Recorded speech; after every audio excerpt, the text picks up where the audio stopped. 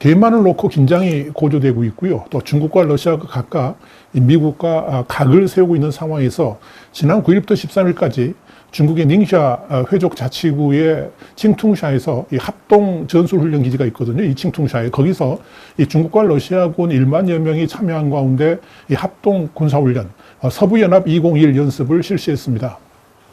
특히 이번 훈련은 이 러시아군이 처음 참여를 해가지고 중국 영토 안에서 실시한 전략훈련인데다가 중국의 주요 무기들을 양측 합동훈련 사상 처음으로 공동 사용했다는 점에서 주목을 받았습니다.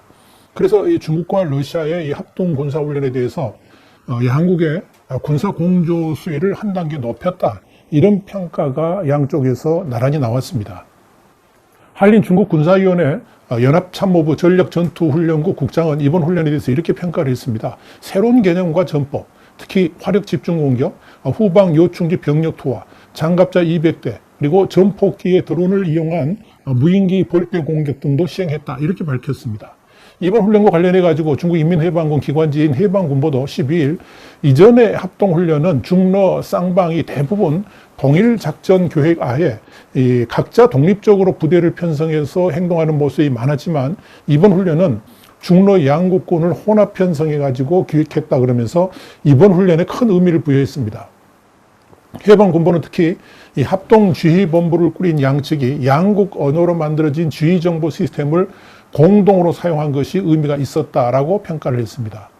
또 초청을 받은 쪽인 러시아군이 훈련 전 과정에서 작전회의에 참가를 해가지고 공동의 임무를 이해를 했고 또 전세 파악, 작전 검토, 공동 대응 태세 점검 등을 양국군이 함께 했다. 이렇게 말을 한 겁니다. 양측은 또 연락 체계를 구축해서 필요시에 수시로 이 임무 조정 회의를 진행했다라고 해방군보는 전했습니다. 해방군보는 이와 함께 이번 훈련에서 각종 데이터를 공유하고 작전 규칙을 통일한 것은 앞으로 있을 수 있는 양국군의 연합작전의 기초를 닦았다라고 평가를 했습니다. 그러면서 이 훈련 내용면에서 양측의 병력 1만여 명과 다양한 군용기, 화포, 장갑 장비 등을 투입해서 공동으로 방공 및 파괴 작전 같은 20여 가지 훈련을 실시함으로 인해서 이 연합훈련의 핵심인 양국 군 통합의 실제 내용이 체계적이었다라고 호평을 했습니다. 러시아 측도 이번 훈련의 성과에 대해서 아주 긍정적으로 평가를 했습니다. 러시아 동부군구 부사령관인 미하일 노실레프 중장은 중국 매체들과의 회견에서 이렇게 말을 했습니다.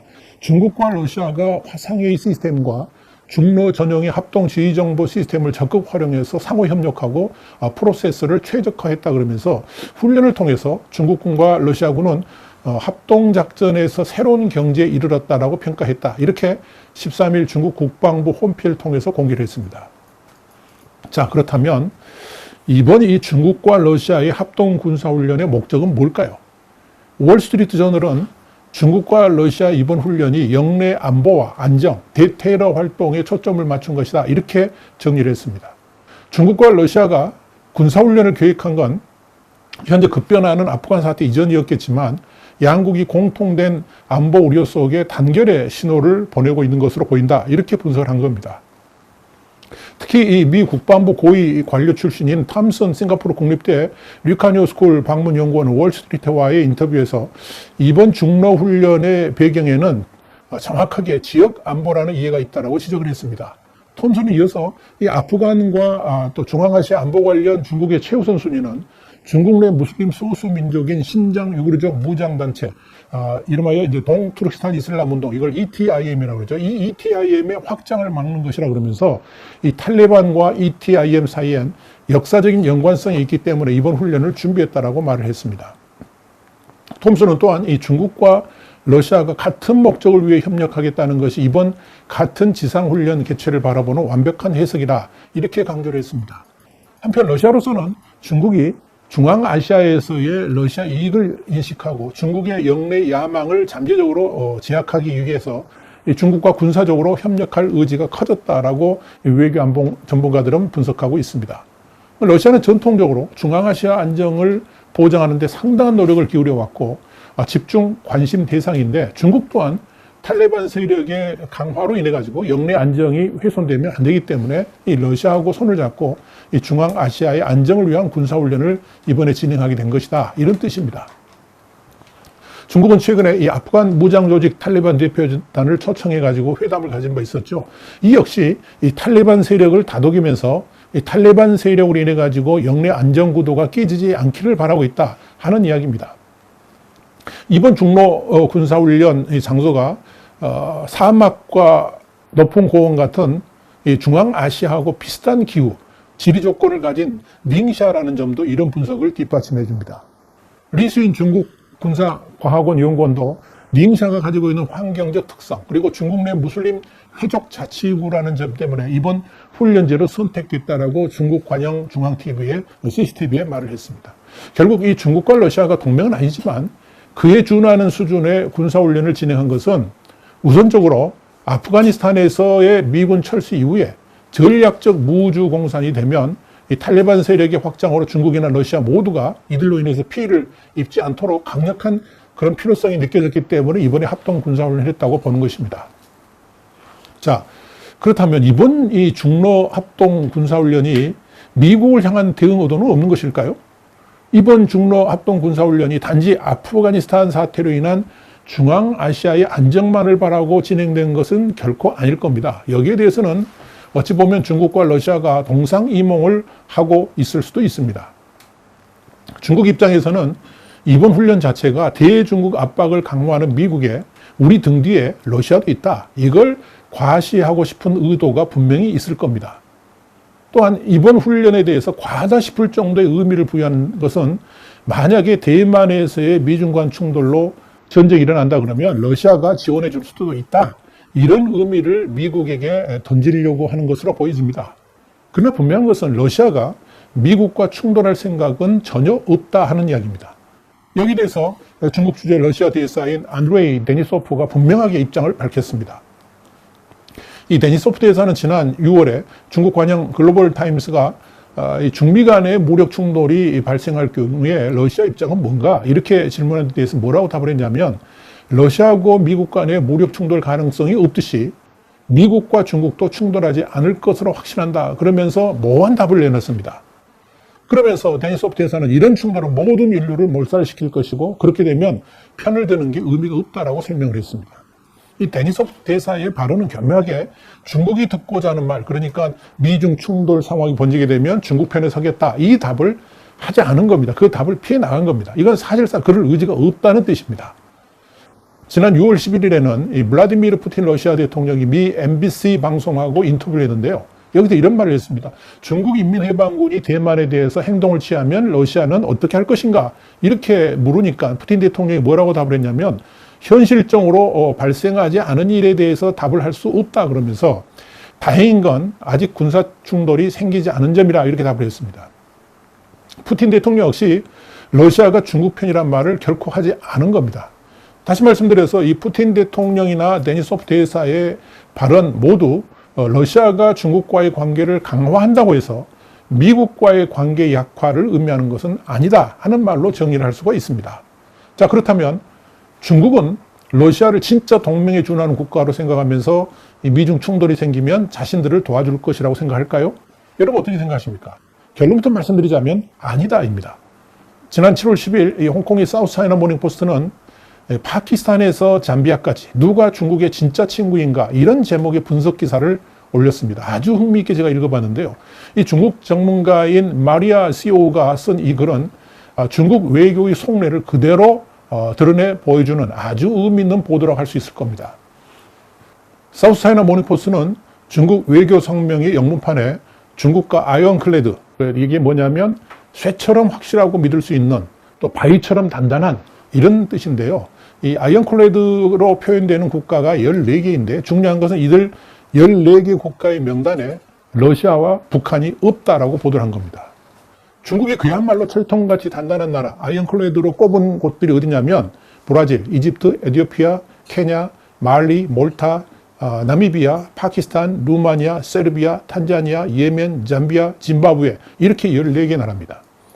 사우스차이나 모닝포스트는 이들 14개 나라 외에도 벨라루스, 캄보디아, 쿠바, 미얀마, 우크라이나 같은 5개 나라도 이 아이언클레드에 준하는 나라로 목록에 포함시킬 수 있다라고 봤습니다. 자, 그렇게 따져도 중국이 가장 믿을 수 있는 19개 나라 명단에도 역시 러시아하고 북한은 없습니다. 자, 러시아는 그렇다 치더라도 북한 입장에서는 정말 섭섭할 만합니다만은 어찌 보면 중국이 북한을 지금 계륵으로 여기고 있다는 것만큼은 분명해 보입니다.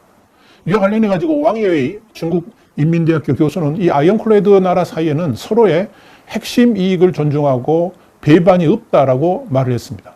또 러시아가 중국의 아이언클레드 국가에 포함되지 않은 것에 대해서 중국을 연구하는 탁사실라 연구소의 이 마노지 퀴알라마니 연구원은 이 러시아는 중국에게 전략적 파트너는 될 수 있을지언정 포괄적 전략적 동반자라고 할 수는 없다 그랬습니다. 그러면서 이건 러시아하고의 관계에서 완전히 가시지 않는 불확실성이 있기 때문이다 이렇게 봤습니다. 사우스차이나 모닝포스트는 이어서 중국은 한때 중국이 속했던 잃어버린 그런 영토가 있는데 여기에 대한 미련을 갖고 있다 그랬습니다. 그러면서 이 역시 중러 관계가 결코 하나로 묶여질 수 없는 이유다 이렇게 지적을 했습니다. 결국 중국은 이 러시아하고의 대규모의 합동 군사훈련을 하면서도 중국이 미국과 전쟁을 한다 할지라도 러시아가 도와주지 않을 것이라는 점을 알고 있다는 이야기입니다. 여기에 대해서 중국의 유명 국제관계 전문가인 스인홍 중국 인민대학교 교수는 중국과 러시아는 본래 한 침대에서 다른 꿈을 꾼다. 그러니까 동상이몽을 한다 그러면서 지금은 미국의 압박 때문에 함께 있기를 바라지만 중국과 러시아는 진정으로 서로 믿기는 어렵다라고 정리를 했습니다. 자, 그럼에도 중국이 러시아하고의 합동 군사훈련에 열을 올리는 이유는 일종의 대미국 시성격이라 할 수 있을 겁니다. 자, 그렇다면 미국은 러시아를 어떻게 평가를 할까요? 지난 6월 16일 스위스 제네바에서 진행된 바이든 미 대통령하고 푸틴 러시아 대통령 간의 정상회담은 현재의 미러 관계를 여실히 보여줬습니다. 주석일 전 중앙일보 파리 특파원이자 국제문제 대기자는 와이타임스에 기고한 칼럼에서 미러 정상회담의 뒷얘기를 공개해서 주목을 끌었습니다. 이날 미러 정상회담에서 이 바이든은 유럽 정상들로부터 러시아를 자극하지 말라라는 요청을 받았는데 특히 메르켈 독일 총리는 러시아에게 공급받는 가스를 계속 받아야 된다라고 말을 하면서 러시아는 유럽 국가이기 때문에 유럽에 맡겨달라 이렇게 권했다 하는 이야기입니다. 마크롱 프랑스 대통령도 러시아 문제는 유럽 문제이기 때문에 유럽이 주도적으로 풀 것이니까 우리에게 맡겨달라라고 청했다 이렇게 했다는 겁니다. 그리고 푸틴은 핵과 군축 문제에 바이든과 사실상 합의를 했죠. 그럼으로써 유럽은 안도의 한숨을 내쉬었다 이렇게 정리를 했습니다. 주석일 화이트하우스 고문은 냉전 시대에는 유럽이 미국에게 군사 문제를 맡겨달라는 요청을 감히 할 수 없는 입장이었지만 21세기 유럽은 냉전을 종식해서 대서양부터 이 캄차카 반도까지 자유민주주의 시장경제 체제로 러시아가 통합되어 있다 그러면서 유럽은 공산주의 시대를 30여 년 전 끝냈고 또 구소련과 동구공산 진영이 모두 자유민주주의와 시장경제 국가로 변화가 됐는데 이 냉전 시대와 같은 이념적 전쟁 위기가 사라졌기 때문에 이 푸틴과의 대화도 유럽이 잘 될 수 있고 잘 할 수 있을 것이다. 이런 자신감을 갖고 있다는 이야기입니다. 냉전 시대 세계 공산당이 두목 소련과는 달리 러시아는 이미 의회민주주의라든지 시장경제체제의 동질성을 어느 정도 수용하기 시작했고, 근데 이제 점점 그 강도가 높아지고 있기 때문에 유럽과 말이 잘 통한다는 것이 유럽 정상들의 설명이라 하는 이야기입니다. 그래서 미국은 러시아를 유럽 정상들한테 맡기고 마음 놓고 중국에만 집중해도 된다 하는 것이 이 주석일 고문의 설명이었습니다. 자, 이런 상황을 잘 설명해 주는 일이 벌어졌습니다. 탈레반의 세력 확장으로 아프가니스탄 정세가 불안해지고 있는 가운데 푸틴 러시아 대통령이 이 바이든 미국 대통령에게 탈레반 감시를 위해서 중앙아시아에 있는 자국 군사기지를 써도 좋다라고 제안했다. 이렇게 영국의 썬데이 타임스가 지난 7월 18일 보도를 했습니다. 러시아 일간 코메르산트를 인용해서 보도한 기사인데요. 이 푸틴 대통령이 지난 6월 미러 정상회담에서 바이든 대통령에게 무인기 그러니까 드론 등을 통한 아프간 정보 수집을 위해서 키르기스탄과 타지키스탄의 러시아 군사기지를 이용할 것을 제안했다는 이야기입니다. 이 타지키스탄에는 병력 약 6천 명이 주둔하는 러시아의 가장 큰 해외 기지가 있죠. 또 키르기스탄에는 이 아프간 국경에서 한 805km 떨어진 곳에 그보다 작은 기지가 있습니다. 두 나라는 러시아가 주도하는 소련권 안보협력체 집단 안보조약기구 CSTO 회원국입니다. 바이든 대통령이 푸틴 대통령의 제안을 받아들였는지는 확인되지는 않았습니다. 자, 이것이 러시아이고 그리고 이런 상황이 러시아하고 미국의 관계를 한마디로 설명을 해줍니다.